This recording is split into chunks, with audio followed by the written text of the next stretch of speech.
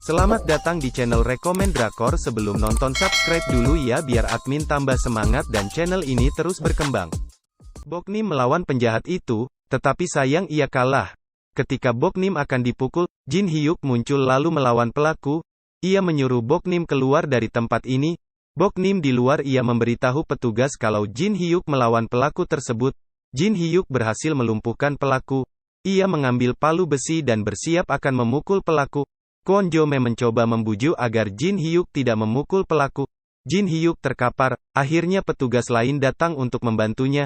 Di kantor Kwon Jo mengatakan kalau menangkap dalam waktu emas diperlukan. Akhirnya Byung Gon mengizinkan untuk membuktikan, Kwon Jo diberi waktu 6 bulan. Di luar ruangan, Byung Gon memuji kemampuan Kwon Jo. Kyung Hak memberitahu Byung Gon kalau dulu ayahnya Kwon Jo meninggal akibat tabrak lari. Tetapi Kwon Jo mengatakan kalau ayahnya dibunuh orang yang sama dengan kasus En Hyung Dong. Byung Gon meminta Kyung Hak mencari tahu apa yang akan dilakukan Kwon Jo dalam membentuk timnya. Jin Hyuk yang sampai kantor, Dae-sik menghampirinya. Tetapi Jin Hyuk tidak memperdulikannya, ia langsung mencari Kwon Jo. Petugas memberitahu kalau Kwon Jo ke rumah sakit. Untuk menjenguk korban, Kwon Jo menjenguk Bokmin ke rumah sakit. Kwon Jo pamit karena ia harus kembali bekerja lagi. Ketika akan pergi, Boknim mengucapkan terima kasih kepada Kwon Jo. Boknim berharap agar kesalahan yang pernah dilakukan Kwon Jo dapat diselesaikan dengan baik. Kwon Jo berpapasan dengan Jin Hyuk di rumah sakit. Jin Hyuk meminta Kwon Jo mengikutinya. Di luar, Jin Hyuk mempertanyakan bagaimana Kwon Jo tahu kalau pelakunya ada di barbershop. Kwon Jo mengatakan kalau itu seperti 3 tahun lalu yang selalu ia berusaha jelaskan, itu pendengaranku. Tentu saja Jin Hyuk tidak mempercayainya. Jin Hyuk mendapat telepon dari Dae-sik yang memberitahunya untuk tidak percaya kepada Kwon Jo. Hal ini Kwon Jo tahu karena ia mendapat data dari unit analisa. Setelah menerima telepon itu, Jin Hyuk menghela nafas. Ia tertawa dan mengatakan kepada Kwon Jo kalau Kwon Jo luar biasa. Ia menuduh Kwon Jo sebagai pembohong. Jin Hyuk mengatakan kalau Kwon Jo bisa tahu dengan data yang didapat dari unit analisa. Ia meminta agar Kwon Jo melupakan tentang tim waktu emas. Jin Hyuk dan Dae-sik minum bersama. Dae-sik berkomentar kalau ia baru kali ini melihat yang seperti itu, tidak tahu malu. Dae-sik mengatakan apa Jin Hyuk pernah berpikir perkataan Kwon Jo benar. Kwon Jo sampai rumah, ia membuka tirai. Ternyata ia mengumpulkan semua gambar dan artikel tentang kejadian itu dan menghubung-hubungkannya. Ia membuka laptop dan memutar rekaman ketika pelaku berbicara dengan istri Jin Hyuk waktu itu. Di rumah itu terlihat foto Kwon Jo dan ayahnya memakai seragam yang sama. Jin Hyuk sampai di sebuah rumah sakit, ternyata itu tempat di mana anaknya dirawat. Di kamar rawat, Dong Wo melihat berita ayahnya berhasil menangkap penjahat. Jin Hyuk datang, Dong Wo senang ayahnya datang. Ayahnya mempertanyakan karena sebentar lagi Dong Wo akan ulang tahun, ingin kado apa? Dong Wo mengatakan ia ingin masakan ibu, masakan nenek tidak seenak buatan ibu. Ia menambahkan kalau ia semalam mimpi melihat ibunya tersenyum tetapi sedih. Ayahnya mengatakan agar Dong Wo tidak khawatir, ia akan menangkap penjahat itu sehingga ibunya akan tersenyum. HP Jin Hyuk berbunyi, ternyata Dae-sik yang memberitahu kalau mereka berdua dipindahkan ke tim waktu emas. Hyun Ho dan Eng Soo diwawancarai oleh Kwon Jo dan Sang Pil untuk masuk bergabung dalam timnya. Setelah selesai mewawancarai, di luar ruangan Kwon Jo mendapat telepon dari Jin Hyuk. Jin Hyuk kesal kenapa Kwon Jo melkaukan ini kepadanya. Dae-sik yang sudah sampai di ruangan melihat Jin Hyuk, ia memberitahu ruangan kerja mereka. Seorang anak laki-laki menelpon 112. Kwon Jo meminta segera menghubungkan kepadanya. Anak laki-laki itu membenarkan kalau ia ditusuk. Kwon Jo mempertanyakan apa benar ibunya yang menusuk. Anak laki-laki itu membenarkan, ia menambahkan ibunya ingin membunuhnya. Alarm dibunyikan, lalu diumumkan kalau dalam radius 2 km di Burimdong ada anak yang ditusuk oleh ibunya. Jin Hyuk marah-marah dan mempertanyakan siapa yang disuruh berangkat. Kwon Jo mengatakan kalau Jin Hyuk harus berangkat, jika tidak lencana Jin Hyuk akan diambil. Kwon Jo mengatakan kalau ia tahu Jin Hyuk juga mempunyai anak. Dae-sik menenangkan Jin Hyuk dan mengatakan kalau mereka harus pergi untuk menyelamatkan anak itu. Kwon Jo bertanya di mana anak tertusuk. Anak itu mengatakan kalau ia tertusuk di perut dan ia merasa pusing. Ketika ditanya di mana ibunya, anak itu mengatakan kalau ia tidak tahu. Ia sepertinya mendengar kalau ibunya mencarinya. Benar saja di rumah itu, ibu anak itu meminta anaknya segera keluar. Ibu anak itu berteriak dan mengatakan Ahram. Ternyata anak itu bersembunyi di dalam mesin cuci. Darah terus mengalir dari perut Ahram. Anehnya Ahram tidak tahu nama ibunya. Kwon-jo meminta Ahram menekan kuat lukanya. Ahram menjelaskan ia selalu berada di dalam rumah. Ia melihat gedung mirip dengan rumahnya, rumah batu bata merah. Kwon-jo menyuruh timnya melacak lokasi perumahan di radius 2 km di Burimdong yang semuanya batu bata merah. Hyun-ho memberitahu kalau ada satu komplek gedung dengan batu bata di Villa Dabok. Ahram menambahkan kalau gedung rumahnya lebih pendek dari gedung lain, tetapi lebih tinggi dibandingkan pohon. Ia menambahkan kalau ia mengantuk. Kwon-jo melarangnya tidur. Kalau Ahram tidur maka polisi tidak akan bisa menemukan Ahram. Nuna ceritakan cerita lucu, ya? Kwon-jo menghubungi Golden Team, menjelaskan situasi Ahram dan perkiraan rumahnya di mana. Jin Hyuk malas-malasan di kursinya sementara Dae-sik menyetir. Dae-sik merasa seperti baru saja mendapatkan bos yang gila, tapi kalau dipikir-pikir anak 7 tahun berarti lebih muda dari Dongwo. Jalan saja. Kata Jin Hyuk tidak acuh. Ibunya Ahram yang entah kandung atau ibu tiri ini sedang mencari-cari Ahram. Ia ketakutan, harus segera menemukan Ahram dan jangan sampai ketahuan oleh suaminya kah? Ibunya Jae-eng. Sapa tetangga melihat wanita itu mengorek sampah. Tetangga tanya kenapa ditelepon tidak dijawab. Ibunya Jae-eng beralasan tadi dia mau mengangkatnya tapi melihat orang buang sampah tapi dicampur daur ulang dan organik. Keduanya ingin komplain ke tetangga yang sering mencampur sampah dan ada sampah baju berdarah. Keduanya menduga anak orang tersebut sering dipukul setiap malam. Ibunya Jae-eng tersebut masuk ke rumah dan mencari ponselnya. Tidak ada di mana-mana. Ia menelpon nomornya sendiri, nomornya sedang sibuk. Wanita itu menghubungi seseorang yang sepertinya juga tahu tindakan melukai Ahram. Wanita itu khawatir jika Ahram menghubungi polisi. Pukul 9.33, 3 menit setelah insiden Burimdong terjadi, Jin Hyuk dan tim sampai di Dabok Villa. Jin Hyuk mengajak semua ni berpencar dan saling menghubungi lewat radio. Karena wilayah terlalu luas mereka berpencar ke bagian kanan dan kirinya. Kwon-jo memberitahu Ahram kalau polisi sudah mulai mencari tempatnya Ahram. Katanya tadi pintu rumah terbuka. Apa Ahram ingat di lantai berapa apartemennya Ahram? Ahram menjawab tidak ingat. Tadi ketika berlari menghindar ia silau oleh sinar matahari yang menyorot kaca rumah. Ahram bercerita biasanya rumah selalu gelap. Jin Gu-hyeong juga bilang pada Ahram kalau Ahram sering demam dan sakit karena rumahnya terlalu gelap.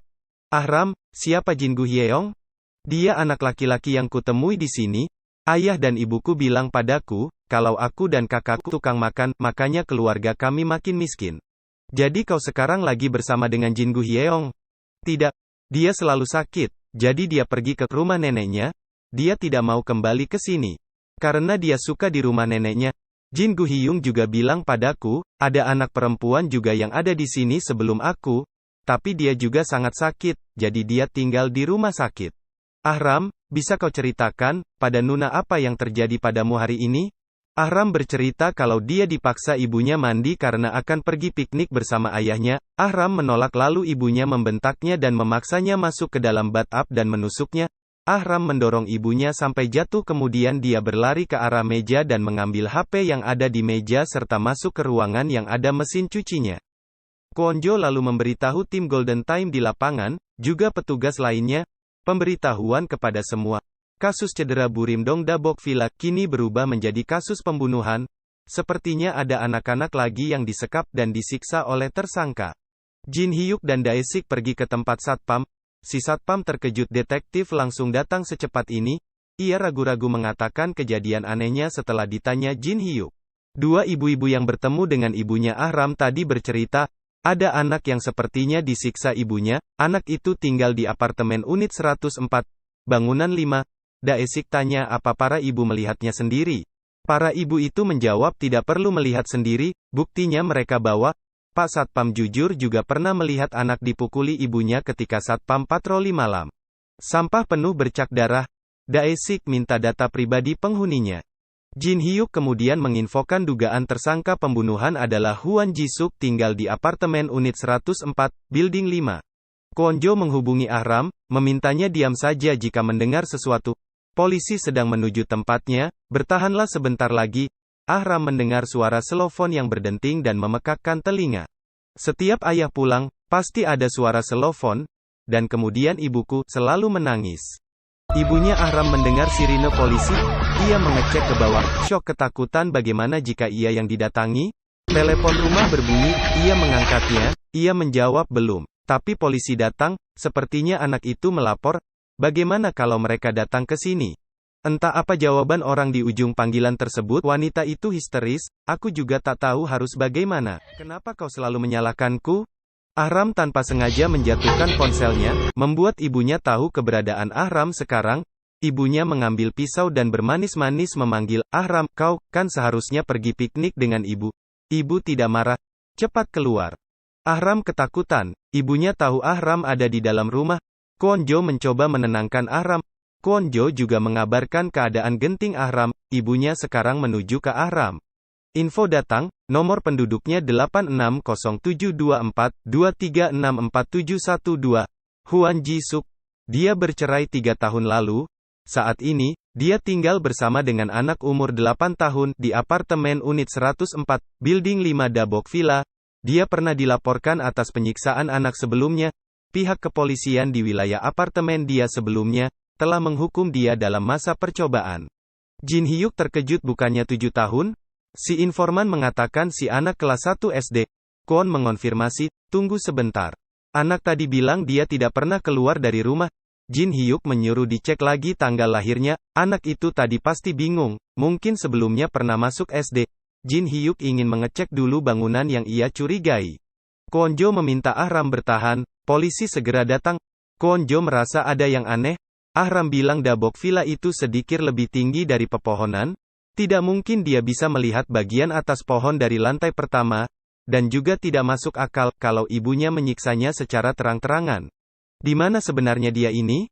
Kwon Jo ingat, Ahram bilang tiap kali ayahnya pulang selalu ada suara selofon. Kwon Jo berpikir keras di mana sebenarnya Ahram. Pukul 9.35, 5 menit setelah insiden Burimdong terjadi, Jin Hyuk dan tim sampai di bangunan yang dicurigai. Kwon Jo memikirkan sebenarnya suara apa itu? Tidak. Suaranya bukan seperti petikan senar. Bisa saja ini bukan suara alat musik. Suaranya seperti suara piring-piring porselin. Aku tidak pernah dengar suara ini. Suara apa itu sebenarnya? Kwon Jo mengutarakan firasat anehnya ini, ia merasa mereka ada di tempat yang salah. Jin Hyuk memperingatkannya, situasi ini hanya bisa diterka oleh Kwon Jo, yang jelas sekarang ini Jin Hyuk hendak menggerebek apartemen di mana terdengar suara wanita berteriak. Kwon Jo nyaris putus asa, Ahram, jangan pernah menyerah, kau mau berjanji pada Nuna kalau kau takkan menyerah, kan? Bisa kau tekan ponselmu, supaya Nuna bisa mendengarmu? Ahram mengetuk beberapa kali. Ibunya di luar sana masih mencari keberadaan Ahram. Ia akhirnya masuk ke ruangan yang ada mesin cucinya. Ahram menutup mulutnya, takut teramat takut jika sampai ibu tahu. Untungnya wanita itu tidak mengecek mesin cucinya dengan lebih teliti. Ia hanya meliriknya saja dan pergi. Kwon Jo yang mendengarnya juga ikut cemas. Tapi pintu terbuka lagi. Jin Hyuk membuka pintu, justru melihat pemandangan seorang wanita memukuli anaknya. Jin Hyuk salah sasaran dan pergi. Sementara itu ibunya Ahram kembali lagi, ia bisa tahu keberadaan Ahram dari darah yang mengalir melalui selang pembuangan air di mesin cuci. Terus menetes searah sejalur dengan detik waktu. Kwon Jo menanyakan ke Ahram apakah polisi sudah datang? Ahram dengan lemah menjawab tidak tahu. Jin Hyuk melaporkan salah duganya, Kwon Jo dan yang lainnya terlihat frustasi. Ibunya Ahram menyeringai senang, akhirnya dia menemukan Ahram, anakku Ahram. Ahram terkejut. Ternyata kau bersembunyi di sana. Sini sama ibu. Wanita itu mendekati mesin cuci dan membukanya. Jin Hyuk dan tim kebingungan di mana sebenarnya Ahram. Ahram ditarik paksa. Ia berteriak minta diampuni ibunya. Pukul 9.40, 10 menit setelah insiden Burimdong terjadi. Terima kasih sudah menonton, semoga channel ini bisa menghibur dan jangan lupa like, subscribe dan nyalakan lonceng notifikasinya supaya tidak ketinggalan video terbaru dari admin. Salam pecinta drakor.